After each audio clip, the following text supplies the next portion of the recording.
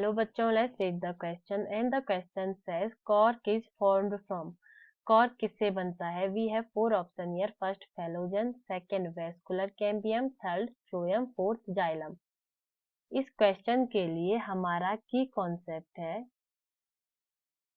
की concept for this question is secondary growth. Secondary growth. Mostly जो dicot plant होते हैं वो सेकेंडरी ग्रोथ शो करते हैं. अगर कोई प्लांट सेकेंडरी ग्रोथ शो करता है तो उसका जाइलम और फ्लोएम भी ग्रो करके सेकेंडरी जाइलम फ्लोएम बनाते हैं. और जो सेकेंडरी फ्लोएम होता है, सेकेंडरी फ्लोएम होता है, उसके बीच में एक स्ट्रक्चर बनता है जिसे कहा जाता है कॉर्क कैम्बियम. जिसे कहा जाता है कॉर्क कैम्बियम. कॉर्क कैम्बियम आगे की तरफ ग्रो करके कॉर्क बनाता है और पीछे की तरफ ग्रो करके सेकेंडरी कॉर्टेक्स बनाता है. पीछे की तरफ ग्रो करके सेकेंडरी कॉर्टेक्स बनाता है. और इसी कॉर्क कैम्बियम को फेलोजन भी कहा जाता है. Cork cambium is also known as phellogen.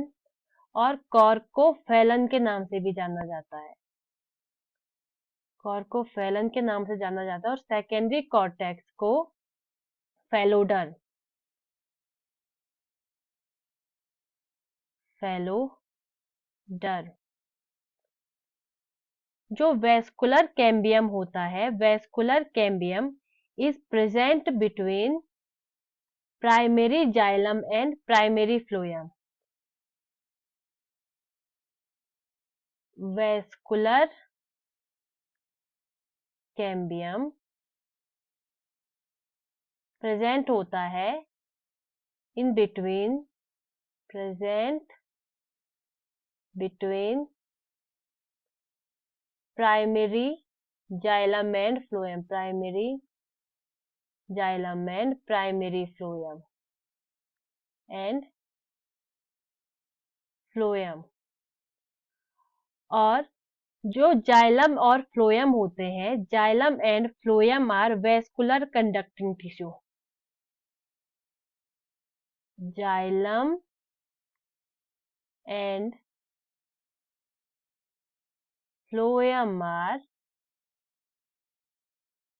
Vascular conducting tissue. Vascular conducting tissue.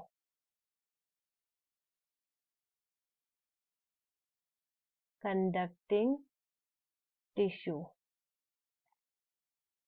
तो एज वी कैन सी कि कॉर्क, जिसे फैलोन भी कहा जाता है, ये कॉर्क कैम्बियम से बनता है जिसे फैलोजन भी कहा जाता है. इसलिए हमारा राइट ऑप्शन होगा option A. Cork is formed from phellogen या cork cambium. I hope you guys understand the concept. Best of luck.